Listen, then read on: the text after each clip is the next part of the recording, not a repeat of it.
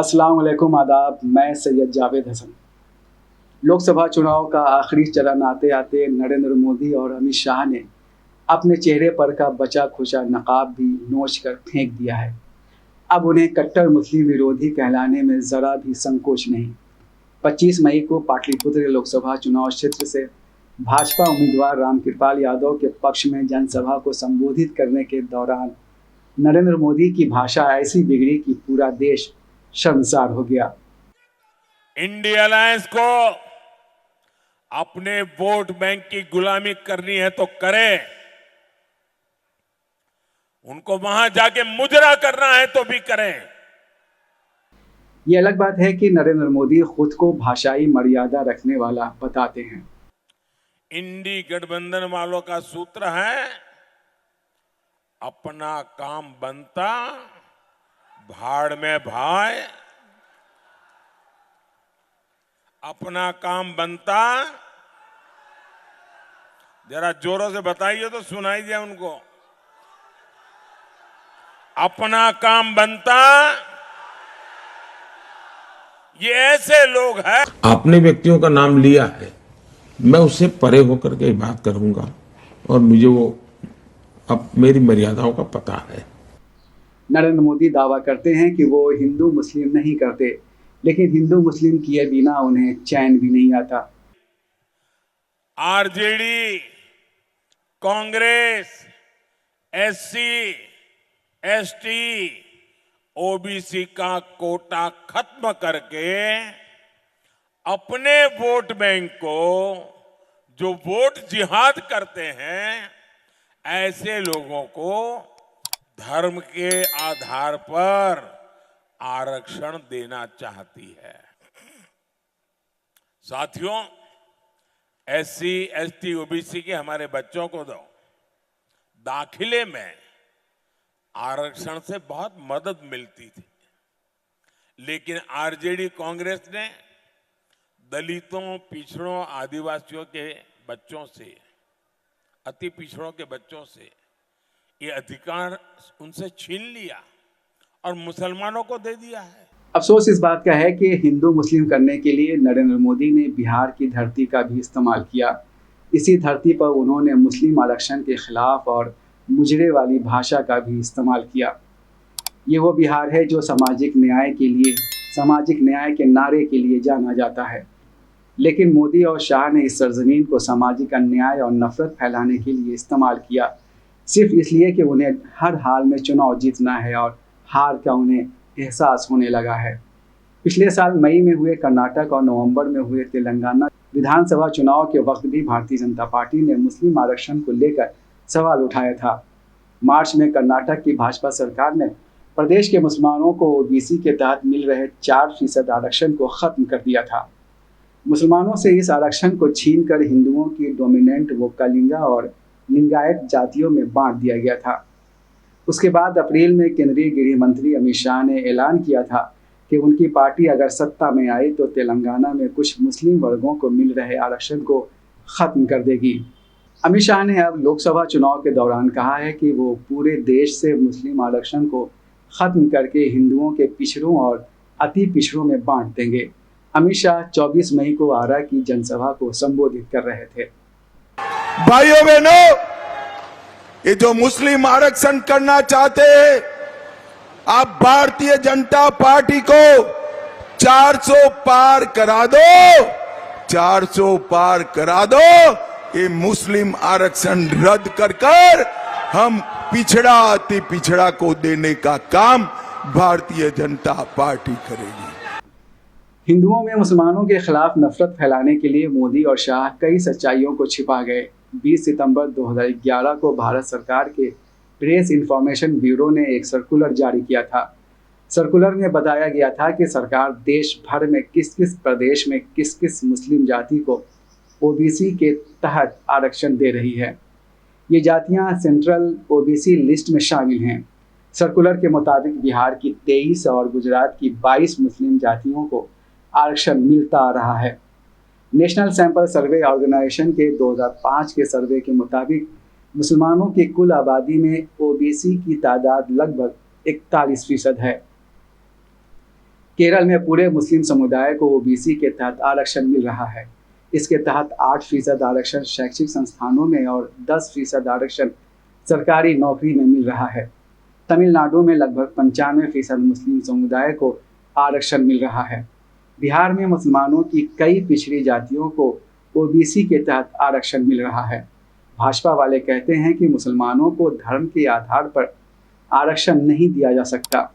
वो ये भी कहते हैं कि कांग्रेस और आरजेडी समेत इंडिया गठबंधन धर्म के आधार पर मुसलमानों के आरक्षण की वकालत करता है जो उन्हें मंजूर नहीं। ये कहकर वो न सिर्फ गलतफहमी फैलाते हैं बल्कि हिंदुओं को डराने की भी कोशिश करते हैं। लेकिन डराने के दौरान मोदी और शाह आंखों को चेक भी नहीं करते, जो दिल में आता है कह देते हैं। वो समझते हैं कि सामने वाला अंधभक्त है और वो जो कहेंगे उस पर यकीन कर ही लेगा। आरजेडी, कांग्रेस और इंडी गठबंधन के दल मिलकर एससी, एसटी, ओबीसी के साथ बहुत बड़ा विश्वासघात कर रहे हैं। हमारा संविधान कहता है, ब्लैक एंड व्हाइट में है, कोई क्वेश्चन मार्क नहीं है। हमारा संविधान कहता है कि भारत में धर्म के आधार पर आरक्षण नहीं होगा। साथियों, इंडी गठबंधन की एक और साजिश, उसको अभी कलकत्ता हाईकोर्ट ने देश के सामने नकाब उतार करके खुला कर दिया है। इंडी वालों ने बंगाल में 77 मुस्लिम जातियों को खटाखट एक झटके में ओबीसी का दर्जा दे दिया। इसके बाद सरकारी नौकरियों में जो लाभ ओबीसी को मिलने चाहिए था, अति पिछड़ों को मिलने चाहिए था, वो इन 77 मुस्लिम जातियों को मिलने लगा। लालू प्रसाद यादव और ममता बनर्जी हमारे पिछड़ा वर्ग के आरक्षण पर डाका डालना चाहते हैं। कर्नाटक में 5% आरक्षण उन्होंने मुसलमानों को दिया। हैदराबाद में 4% आरक्षण मुसलमानों को दिया और ममता बनर्जी ने 180 जातियों को छोड़ दिया। दरअसल ओबीसी आरक्षण को लेकर 22 मई को फैसला सुनाते हुए कलकत्ता हाईकोर्ट ने 2011 में सीपीआईएम और 2012 में टीएमसी सरकार के दौरान 77 वर्गों को जारी किए गए ओबीसी स्टेटस को रद्द कर दिया। इसमें 75 मुस्लिम वर्ग से ताल्लुक रखते हैं जिन्हें नौकरियों में आरक्षण का लाभ मिल रहा था। वेबसाइट स्क्रॉल ने मुस्लिम आरक्षण पर उमंग पोद्दार की एक रिपोर्ट प्रकाशित की है। इसमें लीगल एक्सपर्ट्स के हवाले से कहा गया है कि वर्तमान में मुसलमानों के कुछ वर्गों को ओबीसी कैटेगरी के तहत आरक्षण दिया जाता है। चूंकि आरक्षण की ये कैटेगरी बैकवर्ड क्लास के लिए है, न कि धार्मिक और कास्ट ग्रुप के लिए है, इसलिए मुसलमानों को दिया जा रहा आरक्षण तर्कसंगत है।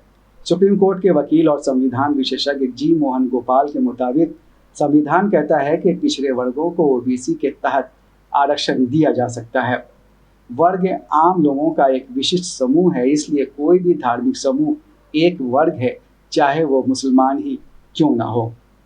इंडियन एक्सप्रेस में प्रकाशित एक आलेख में Chanakya national law university Patna के वाइस चांसलर फैजान मुस्तफ़ा कहते हैं कि पिछड़े वर्ग के मुसलमानों को आरक्षण उनके धर्म की वजह से नहीं बल्कि उनके पिछड़ेपन की वजह से दिया जा रहा है।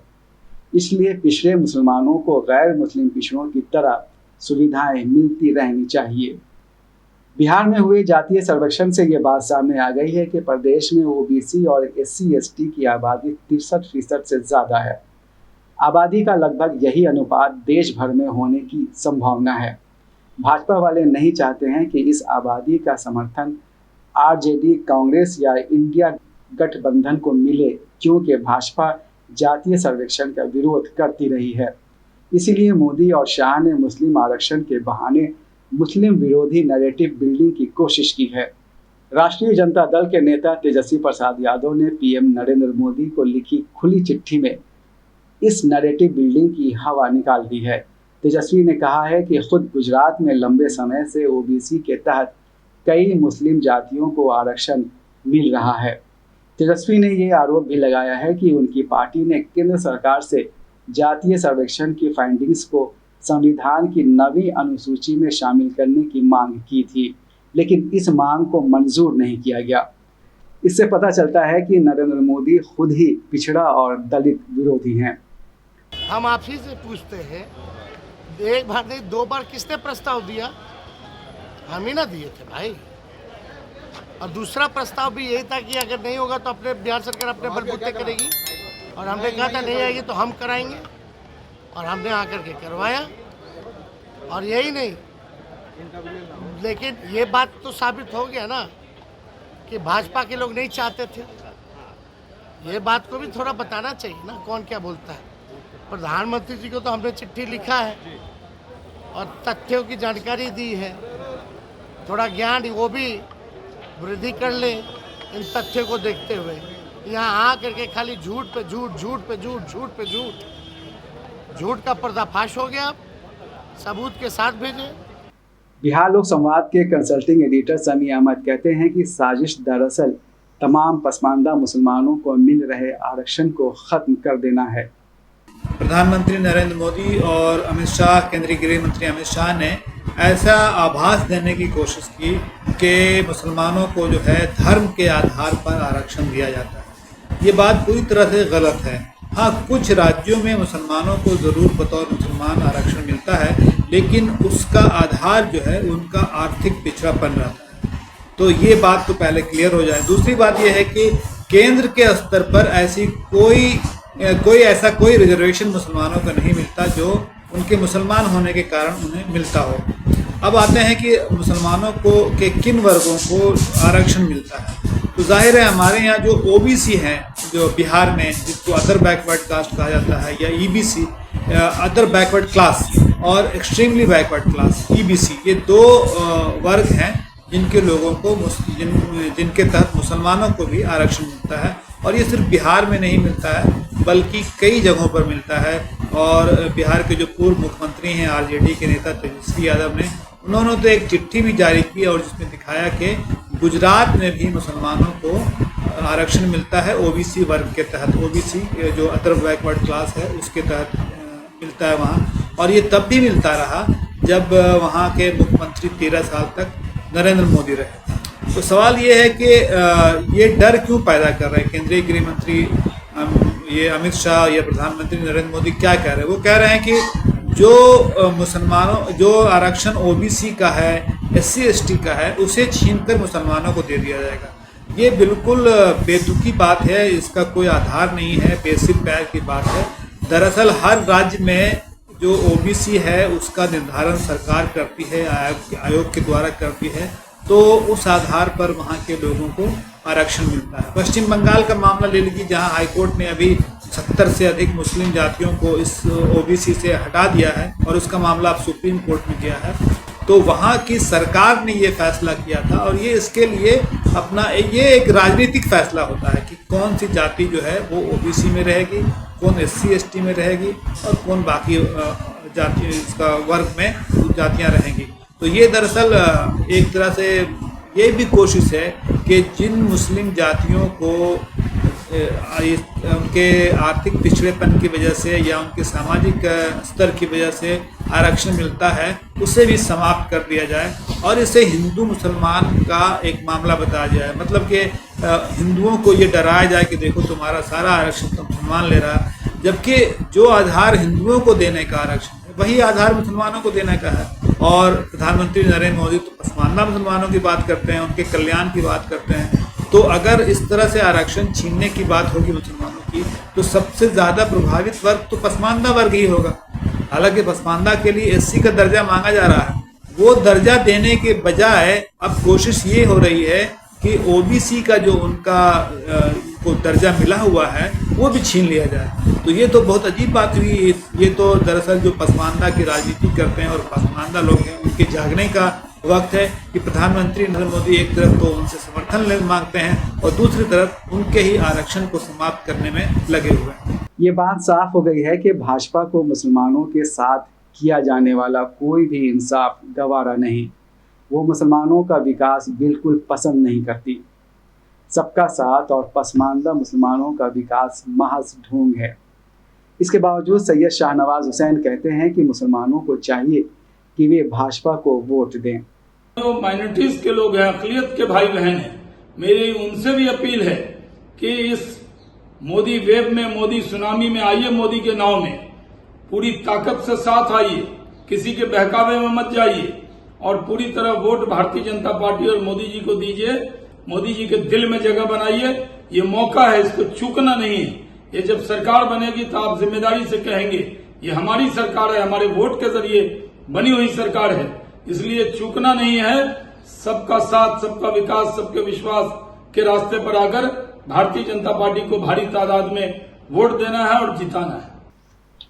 आरजेडी और कांग्रेस समेत इंडिया ब्लॉक इसलिए भाजपा के निशाने पर है कि उसने खुलकर यह कहना शुरू कर दिया था कि मोदी और शाह सत्ता में वापसी के बाद संविधान बदल देंगे और हिंदुओं के तमाम पिछड़े वर्गों और SC/ST का आरक्षण समाप्त कर देंगे।